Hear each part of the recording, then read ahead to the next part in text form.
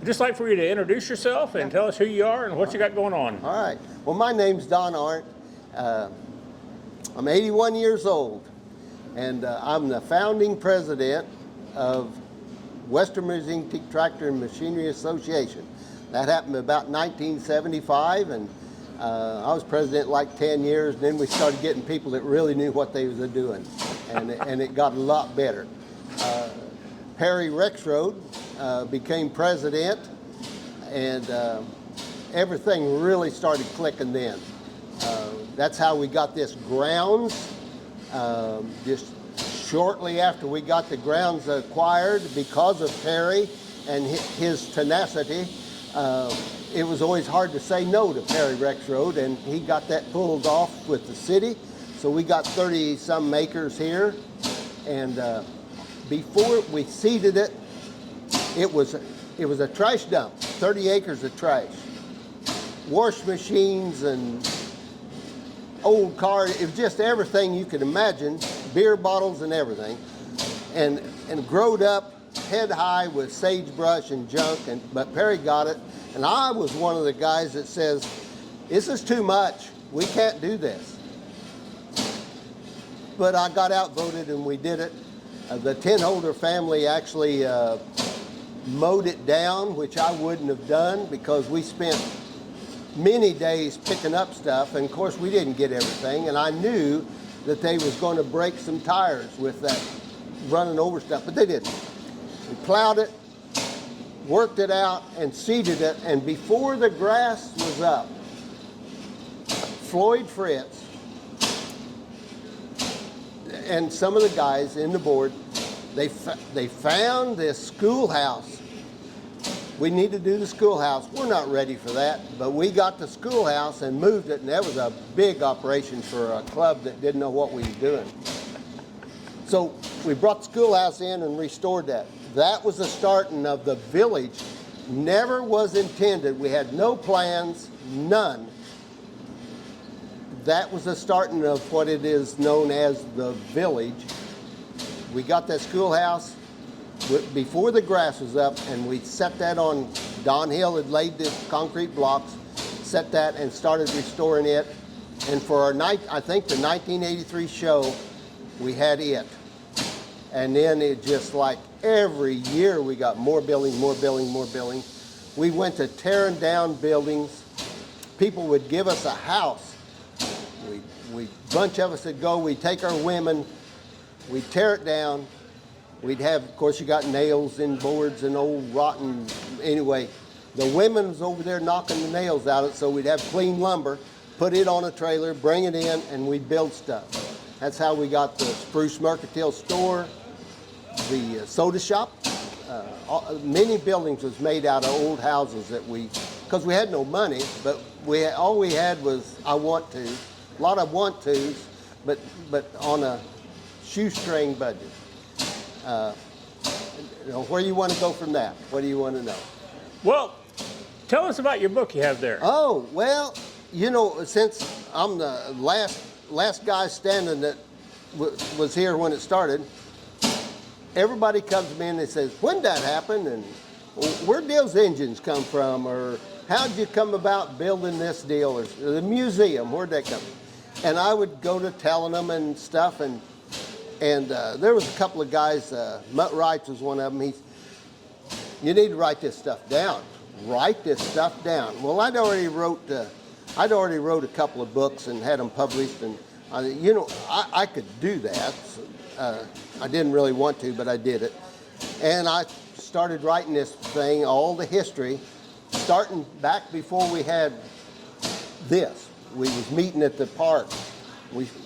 I started out with our first little old deal with 6 tractors, and it was a lot of fun. So I wrote this book, and it's worked out really well because it's got everything in it. It's got everything in it about Frontier Village. This is, the front and back is one picture. That's a thrashing scene that I took that picture, and it's a thrashing scene. We had a lot of fun back then. Yeah, it was really good. Yeah. tell me a little bit about starting in the park. Oh, our first show, 1979. I hope I'm not lying there. I tend to lie now and then. So in 79, we decided we could put on a show. We'd already operated for a while, just a bunch of people having a good time with old tractors. And so we put on this show over at the city park, and we done it over there for, I think we had 3 shows over there. But what you do if you're using the city park, as soon as it's over and you're already tired, you had 3 days, you got to tear it down. Monday morning, it's got to be the park again, and there's no tractors or nothing. So this was a blessing, because anything you do, it's going to stay here. That's what it was over there. We did thrash over there the first show. And actually we had so much participation. If we hadn't have had the first one like that, we probably wouldn't be doing any shows. But there was people come in from so far off to help demonstrate, and they brought their toys, you know. Old men with toys, like a tractor they'd fixed up, they want people to look at it. So they hauled them in, and it was really good. We had a good time. What I remember most from the early days of this show is I remember doing the tractor pull in the park. Oh, yeah. But you mentioned Floyd Fritz. He's my grandpa. And he, even when he wasn't doing this, he was always tearing down old houses or whatever he could find to reuse. Yes. So I'd imagine he kind of fit perfectly into the mold of making something out of nothing. See, everybody loved Floyd Fritz. He was, when I was president, he was one of my board members. We had a board. It was a working board. Everyone on the board got their hands dirty. Every one of them had a hammer. You know what I'm talking about. We built. Everybody loved Floyd Fritz. So whatever kind of an idea that he come up with, there's nobody going to vote against him. We got a lot of stuff because of just that. Well, Floyd wants to do it, you know. Yeah. I'm not going to go against Floyd. Yeah, he was like Kenneth Englehart and Don Hill. Right. Those wonderful old men and old guys. I miss every one of them. I worked with all of them. We grew sorghum, cut the leaves off of them sorghum and come up here and cut sorghum. We thrashed, and we done all that stuff. Pitch bundles. Yeah. I can remember in the fall they were making molasses out of sorghum out here for a while. Yeah, we did that several years. Yeah. Yeah. The Sextons, well, Lillian Hill, Don Hill's wife, she was a Sexton. Well, the Sextons did that when they was, I'm talking about Lillian's parents. They did that as a young couple. They cooked molasses, so they knew all about it. And we used their old equipment, the old press and the cooker and all that. We still got their cooker. And we built a little building down there, still standing, just right behind you, about 100 yards. But the old vat that we cooked, we have it. I think it's still hanging in the museum. Yeah. Yeah. Well, that was some of my memories a long time ago, and then I kind of fell away from the organization, and then come back into it a few years ago. And when Larry Kraft started bringing tractors up here, I started coming back to the show. Oh yeah. So, but it's always been something special to me, and I remember lots of things happening at this show back whenever I was a kid, and I remember a lot of that. But you mentioned coming onto the grounds and some of the buildings you built and what have you, like that. What do you see happening more recently in the last couple of years? Okay, that's a good subject. It seems like everybody in the community, and way off too, wants. This is a good thing. It's a family thing. It's a kind of a get together. It's good for the community. I'll put it that way. Well, a lot of organizations want to be a part of it, and so the Adrian Area Historical Society, they put a building up on Main Street down here. Did you see it? Yes, I did. Yeah, that's pretty new. Bates County Sheriff's Department, they put a jail up down there. it's just great. Everybody wants everything out here isn't done by the few guys left that's still alive that has done all this stuff. It's other organizations. The Lions Club, that was one of the first organizations that really wanted to put up a structure or work, at making the village. They put the Lions, they call it the Raging Lions Saloon down there, and they serve out of that because I think they served food for us out here during the show maybe 3 or 4 years, and done well, of course. And they decided, and they come to one of the board meetings and say, we want to put up something permanent, Okay, they give them the okay, give them the rules. Got to be 20 foot back. Oh, we was really zoned. We had the zoning deal going. 20 feet. It had to be 20 feet back from the ditch of the road and 20 feet from the next building. Okay, well that's still in the rules. So anyway, people. Just yesterday, of course, me and Sonny and Kale, we run the mill house where we're sitting right now. Had a guy come in here yesterday, and he was talking about the village. He comes every year, and he says, "You guys has done such the planning that's went into this village. I just can't imagine how much planning it went in." I said, "Sir, there was no planning. The truth is, this Main Street road, I was telling you a while ago about the grass was just starting to come and we put the school in. We can't be running all over these 30 acres and we got grass. We need a, if we stay on one road, it'd be better." So Calvin Field had a blade on his tractor, and I started down there about where we pull in for the gate. I said, "Follow me, Calvin." So I walked down, and if I knew what I was doing, I'd make it square. But no, I'd come around there, and I just walked down through here and around there, and that was the road, and that's still Main Street. There was no planning and no, here, take the end of this tape and let's make it. No, everything was just happenstance, and it just... Well, it just kind of follows the lay of the land as it comes around, so. Whatever. Yeah. Or how you walked, one of the two. Yeah. If I'd have been drunk, it'd be a little more crooked. Hey, we're sitting here at the end of June, and this is the main part of the show. This is Sunday, the third day of the show. But there's other stuff that happens here the rest of the time of year, too. One of the things I wanted to cover with you for sure was what's now called Hot Chocolate Night. And how did that start? And tell me a little bit about it. I will. That's another one of those things that was not planned or discussed at the board's meeting or nothing. Frank Enos, the building's still standing, but they're going to have to tear it down and rebuild it, and they're going to put it back just like it is. Frank Enos tore down a 100-year-old barn on his farm, and he built, I think he calls it Frank's Leather Shop. Did you see it up there? No. It's real close.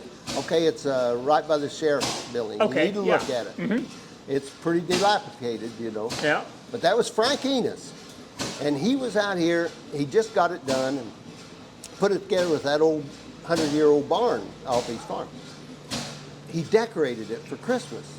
Oh, that was pretty neat. That was the first building ever decorated out here. He decorated that thing up, and he done such a good job. Well, the next year, said, well, to do some more, maybe another one or something. And I think there was 6 or 8 people was out here of the club, and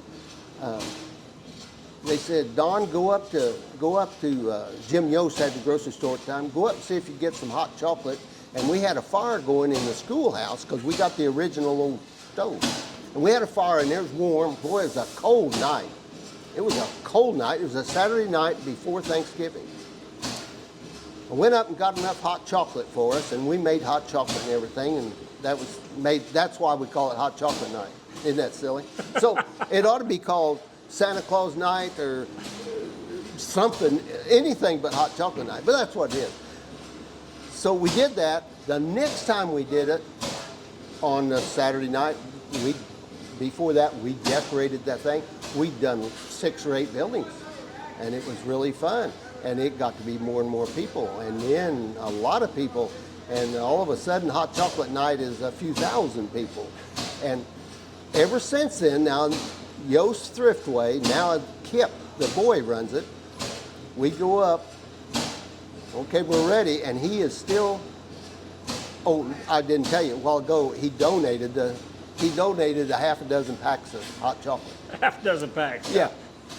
Well, you know, that's no big deal. Anybody do that. Well, then it become cases of it.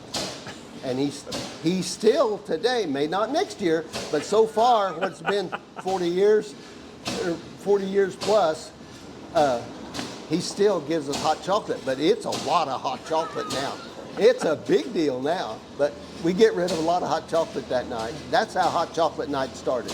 Well, this, if I'm right, it always follows the night after the Christmas parade in Adrian here. Is that right? Yeah. Well, they have the parade, and the parade ends up out. Oh, yeah, the parade. Yeah, that's right. The parade ends here. But in the last few years, it's been tough to catch a break in the weather, but still, there is a lot of people out here. It don't seem to matter. We've had 10 degrees. We've had snowing. They just come out here, and they come from miles and miles and miles. There's another thing. People want to be involved with that. The rule, we don't have very many rules, but this is one. Nothing, you can't spend any money on Hot Chocolate Night. You bring your family, you can't spend any money. You could donate something, we'd take it. But there's people ask us every year with this crowd, can I put my stand up? Can I sell? No, but you can give it away. Well, we had a guy that always vends, what do they call that? The popcorn in a vat. I can't remember. Kettle corn? Kettle corn. Yeah. He always done kettle corn. He passed away now, but anyway, he said he always done a summer show, kettle corn. That's where he made money. Hey, could I do that during this Hot Chocolate Night? He said, sure you can, but you can't charge for it. Oh, really? and he did it, and he would never miss. And he gave, I think the first time he came here, he gave away 1,500 sacks of that. He'd sack it up. 1,500 ran out. Of course, he had to shut down, ran out of popcorn and bags. And so, yeah, but people just want to be involved because it's a beautiful thing. You got grandparents hauling around their 6-year-old grandkid or something. And they run the barrel trains around, and it's a lot of fun. It's just a lot of fun. Well, outside of that, I know before there was a little thing in the fall, but now we have, there's a steam school, and there's a couple other schools, a sawmill school that happens out here. That's right. And then also you guys, I don't remember what you call it, but it's a day where the homeschool kids come out. Well, we got two things on that. We call it Kids Day. Mm-hmm. They bus kids in from area schools, Archie, Miami, Ballard, Butler, and anything. They bus them in on that one day. It's in first part of October every year. They unload them down there and bust them into 10 groups of 10 with a handler, 4th grade kids. And we have all the stations numbered, and they go around and see everything. The engines, they'll see them making cider, soap making. We grind here, grind grain in here for them, and just let them put their hands on stuff and look how it all works. They'll have the schoolhouse open in the church and museum, and that's called Kids Day. Well, we started having homeschool kids too. And now we got a time for homeschool kids, and they come through. Yeah. Yeah, it's the club has a lot of outreaches into the community, but I also know that you guys have a lot of support from the community. You know, as far as local businesses and local civic groups and everything else. You mentioned the Lions. Optimus Club. Mm-hmm. A few years ago, and I'm not going to say how long, I'm going to say 8 or 10 years ago, it was before Don Hill died when we decided it was Don Hill, Delbert Watts, and me was doing lights, and it had gotten down to where there wasn't any of us, and we was too old. Every one of us was too old to be on ladders. So I told Josh Nieder uptown, he belongs to the Optimist Club. He's a friend of mine. We were just visiting, and I said, I think we're going to quit the lights on Frontier Village. So they always light them up, you know. And I said, I think we're going to have to quit because we've run out of people to help us put it up. And he said, that ain't going to happen. That's Adrian's lights. And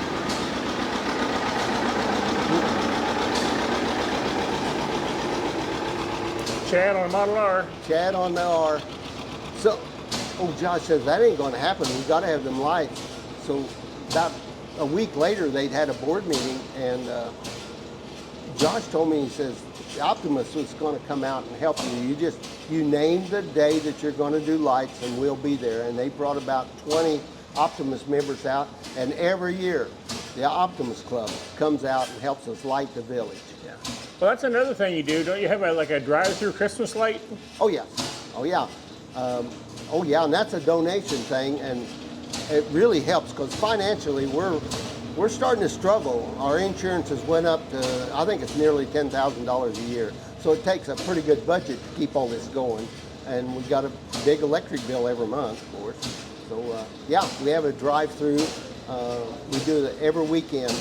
I think there's four weekends you can drive through after dark, of course, and see the lights. Well, the best thing for people to do is to come out and enjoy the show. Oh, yeah. Bring the kids, bring the family. There's something here for every age group. Absolutely. We got the train down to the bottom of the hill. Can you tell me a little bit about that? Yes, they run that. They don't run that just during this show. They'll run it. They're really getting short of help. If you know anybody that's interested in trains, they've got such a wonderful operation. But if you know anybody that'd like to do that, they could really use the help. I think they're down to 3 or 4 guys, and it's just tremendous lot of work. But when they're running that, there's a line to ride that train around that. It's a beautiful track, and they've got it fixed up so good. See, here we go. Here's another story. We first started doing the train. We put it up here on the hill, not across the road. Because across the road's where we grew the canes for molasses. Okay. Well, anyway, we put the railroad. None of us knew anything. We knew less than anything about railroads. But we do know you got this track, and they're so far apart. And so we got a bunch of track, and Bill Thurman had come up with an engine that run on the track. Well, how hard could it be? Anybody do this. So we go up there and we do this, and we put it together, and when the sun come out, see, I'm telling you, we didn't know anything. Sun come out, this thing almost tied itself in a knot. I mean, it started lifting and stuff, and then it'd get cooled down and they was expanding. Bill Bellis, excellent welder, he just made stuff. He was a lot of his stuff around here in the museum. He's passed away now, but stuff he's made is in the museum. He was really good. He says, I'll fix her. He said, I'll weld that blankety blank to where she won't do that. And he spent 2 days in the hot sun up there, and the old welder going, and he welded stuff on that thing. Sun come out, and I'm not kidding. It looked like he was getting ready to make a bow tie. It just got like this. It lifted itself up 8, 9 feet off the ground. It was finding a place to swell, you know. So okay, we don't. So he just cut it all up. We pulled it in a pile. There was an old boy here that knew about railroads, and he says, "You clowns will never have a railroad on this ground." Well, Ronnie Essenprice, I'm telling you what, you need to read this book, because I talk about Ronnie Essenprice in this quite a bit. He must have been a character. Ronnie Essenprice, he worked for me for like 20 years. Loved Ronnie Essenprice. Anyway, Ronnie was part of this railroad thing that the guy was right. We didn't know what we was doing. Ronnie's pretty bullheaded. And when he told Ronnie Essenprice, you'll never make a railroad, boy, he bowed his neck. And him and I think there was 3 or 4 guys. I didn't do that, but they went to these places where they have them running, and they started gleaning information, knowledge off of these old boys, and they learned everything about railroads. And then they went to finding the track and all that. And they come down here, and of course they didn't do it up here, but they put it down there where it floods about every other year and causes a lot of trouble. They put that down there, and it's beautiful. A lot of work, a lot of work. I was part of the railroad crew for 35 minutes. 35 minutes? Yeah. Not years, not hours. That's the first time I've ever exaggerated about anything. I helped them cut ties and stuff, but I'm telling you, everything about that railroad is on your hands and knees. I quit them, and I wasn't a railroad guy very long. 35 minutes was a lie. It was more like a few months, but I don't go to the railroad because I hated working on the railroad. I stay up on the ground up here where You stay up on the high ground. I stay up here. Yeah. Yeah. Tell me a little bit about the blacksmith shop. Okay. Jim Bellis started blacksmith shop down at it's still standing. He built the tin building blacksmith shop down by the gate. When you first drive in the gate, on your left, that was Jim Bellis. Well, and I'm not going to be an authority on this very much, because I don't want to be a blacksmith, because they always do that in June. It's always hot. And they build a fire. It's hot. And they build a fire, and they do that thing and make it hotter fire and beat on hot stuff. Well, anyway, they built this one right down here, and now Jim Ridley is of course, Jim Bellis passed away, Bill Bellis, they called him Bill. Jim Ridley's our blacksmith. He's a great blacksmith. He does a wonderful job. He's good with the kids. Shows them kids how they bend metal and get real hot. Yeah. But, well, I talked to Gib and his dad about the steam engine into this thing. But that's a big part of what goes on here, is the steam engine. Yes. How did that get integrated into the show? Was that a part from the beginning, or did it get brought in, or? It kind of always was. We had steam engine. We had to haul them in back in the early days, but I think we had 2 steam engines at our first show. Yeah. It's a steam and gas engine show, is what it's called. Steam has always been a part of old history. It's a big part of our agricultural history in this country. So, yeah, we've always had the steam engines, and we eventually started getting our own steam engines here. This might be another lie, but I think there's 15 steam engines on the ground now, stored here all the time. Yeah. So, yeah, it's a big part of the show. I don't get around the steam engines, right, because they build a fire in them. You seem adverse to fire. I don't like heat when it's already hot. Well, is there anything else you'd like to tell us or want us to know about Western Missouri Antique Tractor and Machinery Association? Obviously, there's a ton of stuff, but we're not going to cover it all. I don't even know where to start. Right. The gas engine building, my goodness.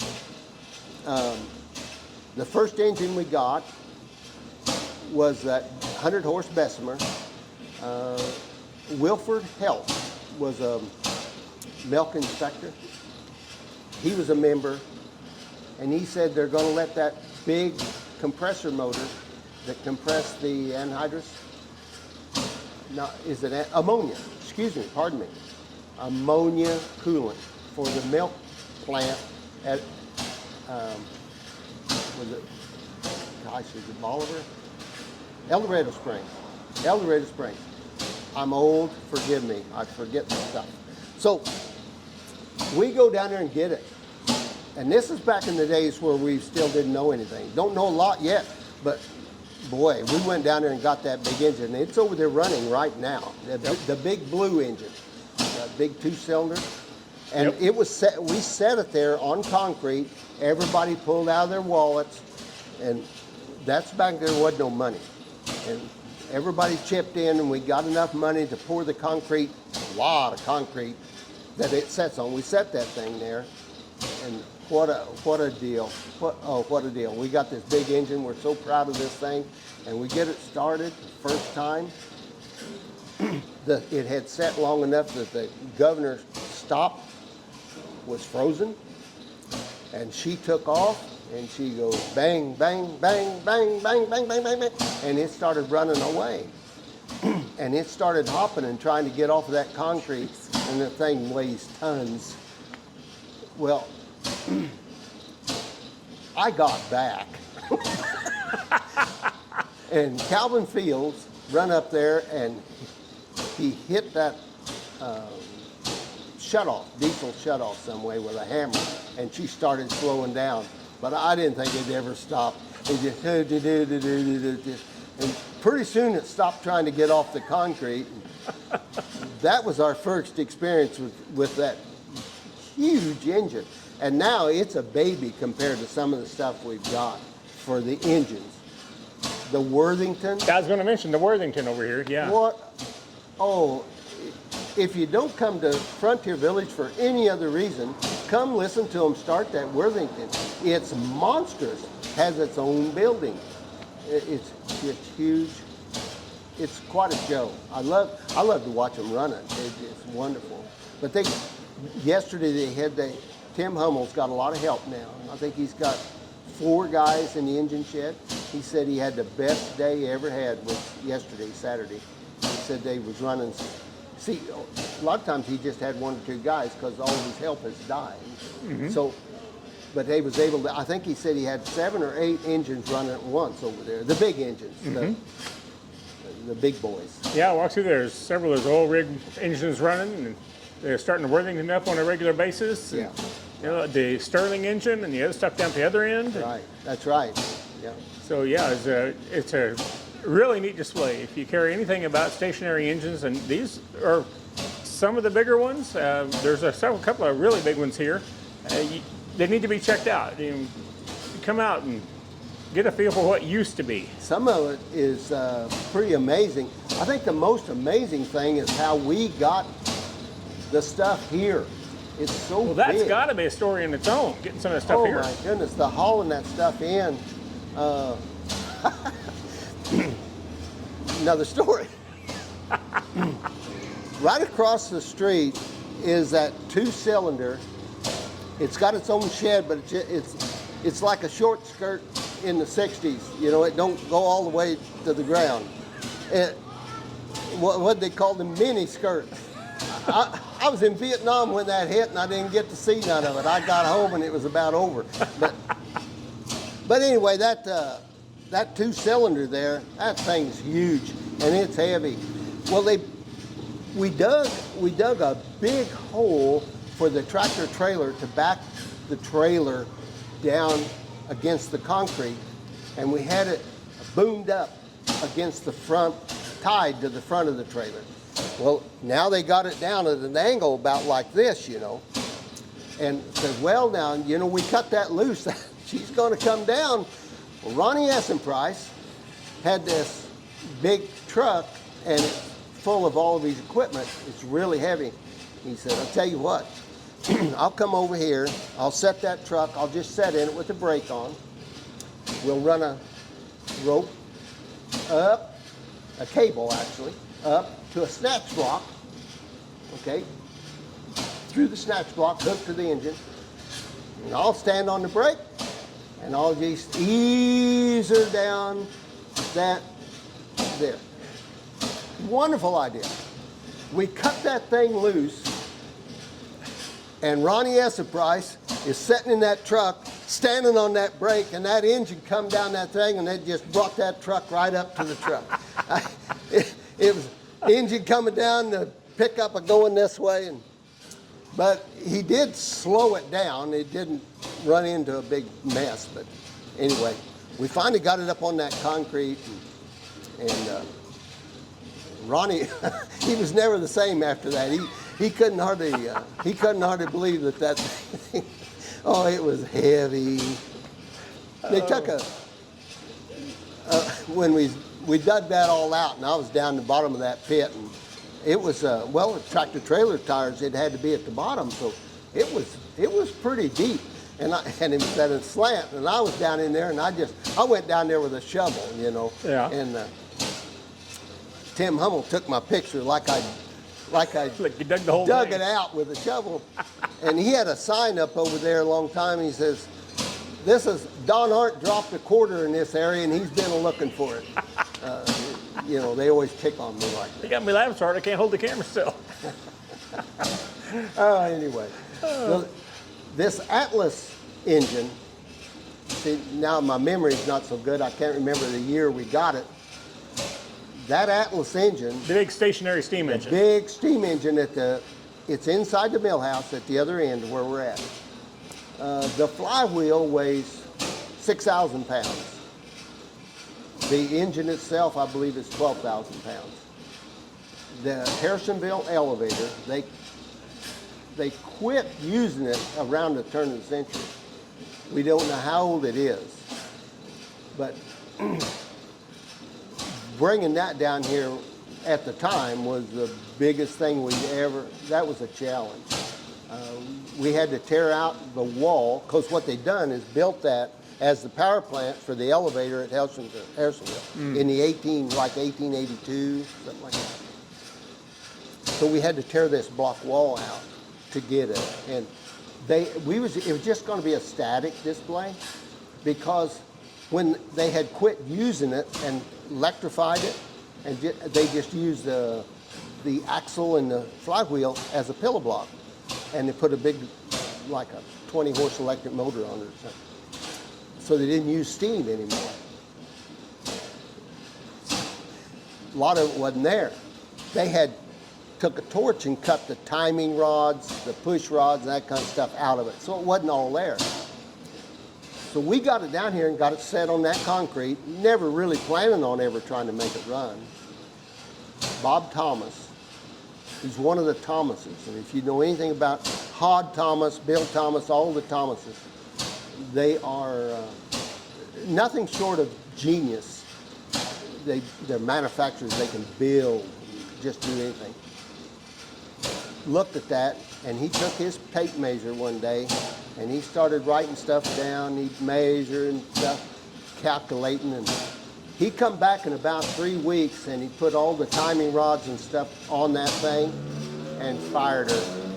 And it runs. We run it every show. Just beautiful. It run the first shot. No tinkering or nothing. The Thomases, and I think they've all gone now. I remember Hod Thomas. It was did you know Hod Thomas? I don't know. I know of him, but I don't know him personally. Oh, what a man. Yeah. He's crippled. He was bent over halfway like this. Yeah. And can do anything with no tools. Amazing man. He used to tease me so much. He loved to tease me more than anything. I used to grind. And he told me one time, he said, "Don," he said, "I got an old goose back home that'll eat corn faster than you're grinding it." He picked on me, and I loved him. He's a wonderful old man. But I think all the Thomases now, Bill Thomas, I'm sure, Bob, all of them's gone. Yeah. Every time one of them died, there was an awful lot of knowledge went in the ground, I tell you. There was, and a lot of it is irreplaceable. Yeah. And some of the guys that did stuff around here were truly amazing, but you would never know it. You know, they were just salted. There are farmers, townspeople come out and do amazing things. So much talent. Yeah. So much talent on this ground. And, you know, especially in the early years, still kind of like that. It don't matter what you're getting ready to do or want to do or think. One of them knows or one of them can. I promise you, the talent's all here. You just got to find out where it's at, you know. Yeah. That's for sure. Any final words, closing words? No, we can use some help. I tell you, we're probably around 200 members right now, maybe a few more, but wow, so many of them just can't do anything. They're, you know, we need young blood. We've probably got a half a dozen younger folks have come in recently. Gray Blade. I think he was the one tending the boiler over here, wasn't he? Yeah, young man. Yeah. Young man. He's, what are you, 15 maybe? Right. Something like that. He runs that. He runs the Atlas and the portable. Yeah.